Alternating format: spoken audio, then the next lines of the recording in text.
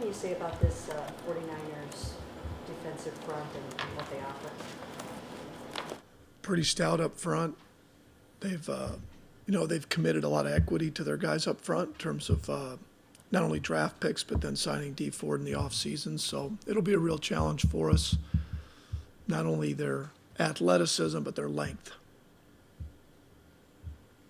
Do you have to worry about the batted balls and things like that because of the 6'7" Sure. guys? Sure. I mean, they've been able to get their hands up and get balls on the ground, so that's a part of it. Plus winning, they've done a nice job of winning their one-on-one matchups, at times, and they put Armstead inside, which will be a challenge for our guards.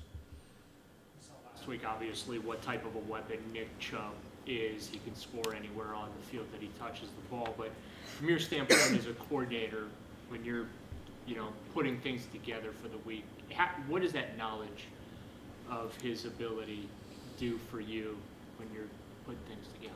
Well, when we're putting stuff together, I mean, it's quite a luxury to have a running back that that gives you comfort that you can turn it around, and Nick's going to get you positive yards. Obviously, Nick's faster than most people give him credit. To be able to finish runs, he's done it now back-to-back years with not just long runs, but, that you don't see every week. So, he's a guy that comes to work every week. We say it, seems like now we've been saying it for as long as I've been here for 5 weeks and since he's been here. But, he's a really, really good player that, again, when we're going right, he's going to touch the ball a lot. What did you like best about what the offense was able to do in Baltimore that maybe it hadn't done the first 3 weeks? We had fewer wasted plays. That's really what it came down to. We had fewer plays where we just didn't force the defense to execute. That's half the battle, is having it look like you want it to look like, how you had it planned, and then the guys taking it to the field, and that was a byproduct of that. I thought our guys did a good job on the road. It wasn't like we started fast. It wasn't like, the first quarter you looked and said, boy, this is the way it's going to turn out.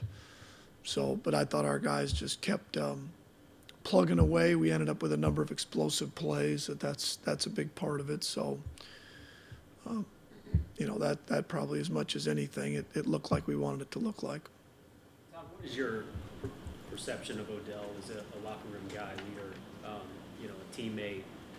And has it changed at all from before when you weren't in the same building as him?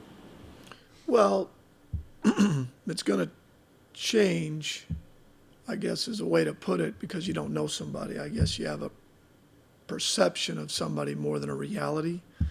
So you have what you think someone is, and then when you get around them, and Odell's been great. He works hard, pays attention to the details, wants to be included in the offense, yet wants to be a good teammate. That's hard for skill guys. I've coached skill guys my whole life. The way they get a chance to showcase their ability is to touch the ball. So I get it. But with that, he's been a tremendous teammate. He's worked awfully hard, and he obviously wants football, just like all skill guys do. But to me, you'd have to ask the other guys in terms of leadership in the locker room. I don't see that. He's not. He's a leader in his own way, by the way he works, the way he goes about his business. His willingness to block downfield, and as you mentioned, do the little things that don't always involve him touching the ball. How much of a trickle-down effect, though, does that have within a locker room when one of the quote-unquote superstars is doing the little things to help the team win? Oh, I think it's tremendously important that your best players lead the way. If you watch that game on Sunday, his body language was great, especially when other guys were making plays. How important is a guy that everybody's so hyper-focused on that, he's not showing anybody up. He's happy for his guys genuinely, and how can that affect positively chemistry of a team? Can, and it needs to, but that's how I think he's wired. I think he, like I said, I think there's a fine line between, I wouldn't call it selfishness, that's an extreme. I would just say that skilled players are paid to do special things with the ball in their hands, and they want to help the team win in any way, shape, or form. Now, he did it in a lot of other ways and attracts attention from an opponent, which does help us. Doesn't get credit for it, but there's a big part of that. So in my mind, he's been great that way. But I do understand, just like, if you were to win a game like we did and a quarterback completes 2 of 4 passes, there's a certain part of him that's happy and there's a certain part of him that says, man, I want more. A running back that we win, but he carries it 10 times. There's going to be a certain amount of more that they want individually. That's okay. That's every sport. That's every business when you have success, but some pieces of it are going to want more, want to be a bigger part of it. That's normal. But I have not seen that. I think where the real frustration at times with those guys come is when you're losing. Like, I feel like I can contribute more. How can I do that? How can you include me more when I think I can add to that? Baker said yesterday that he thinks you guys found an identity on offense. Do you have that same feeling? Well, I hope so. And I think that hopefully we're headed down the road of consistency, of what you see on film is stacking plays together that gives us a chance. And I'm not disagreeing with him. I also know that it's a week-to-week league, and you can't carry over points and you can't carry over yards. It's this week is now what matters. And an average is just that, an average, but it doesn't guarantee anything for this next week. It's a different matchup, a different team. We're on the road again. So, we still have to, as I said last week, it really isn't any different this week, as in try to put the best plan you can together to attack the Niners, install it, go to practice, make sure that we're executing it at a high level. We have great energy on the field. The guys are wired in, and then go and execute it on Sunday. That really never changes. Sometimes we don't do it as well, and sometimes the defense has a lot to do with that. So to me, I hope that's where we're headed. I did feel that last week. I did feel like that we had a good plan for them, and we had an excellent chance of executing, which we did. On Chubb's first touchdown, the 14-yard run, he broke like 3 or 4 tackles. Is there something beyond just his size and his speed that allows him to, I think last year he was among the leaders in yards after initial contact? I think he's got tremendous vision. He's got a real good feel for downhill runs, so that gives him a chance. But, his size and his ability to make a cut, and, he's not a jump cut guy, but ability to make a subtle cut. And a lot of those were arm tackles. They just get a hand on you. He's big enough to break through that. So that's probably a big part. And a good credit to a good number of the credit goes to guys up front, the coaches that scheme it up, and then the guys downfield. There was one of those runs where whether or not they got a lockdown block, no, but they got in the way. They did some things down the field to make a defender have to maneuver and then try to tackle Nick in space. How important is the balance after maintaining your balance after an initial hit? We've got some of the guys in the locker room, some of the defenders were saying he's really good at that he maintains his balance after initial contact. Mm-hmm. Something to that, yes, there's no doubt. He's very good at shrinking his pad level and staying with, I think that's a good way of putting it, from a balance standpoint. He rarely gets knocked off his feet. You rarely see him where he's off balance and getting knocked around. Not only is Antonio Callaway coming off the suspension, but also the high ankle sprain that cost him most of the preseason. So how does he look to you? What do you kind of reasonably expect from him coming back?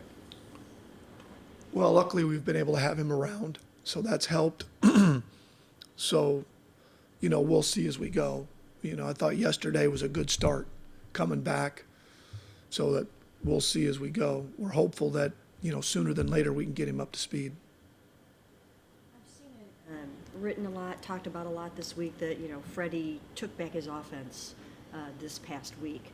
And, we've never really known exactly who does what or what kind of input everybody has. But the inference always, seems to be that maybe you were way more involved in the first 3 weeks and then, Freddie sort of took back his offense this past week.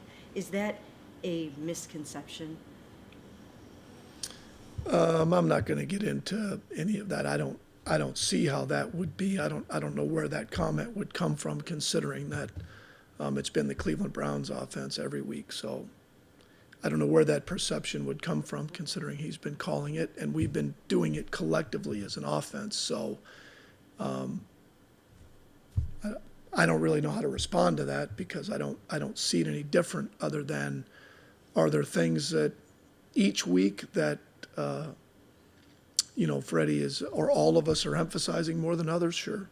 And are there things that in the end, sure, Freddie's calling it. I mean, and that he has to make those final decisions. Sure.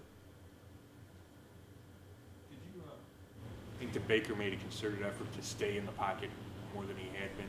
Or was it just a product of the line was blocking better and he had time to stay there? I think all the above. I think that we protected better.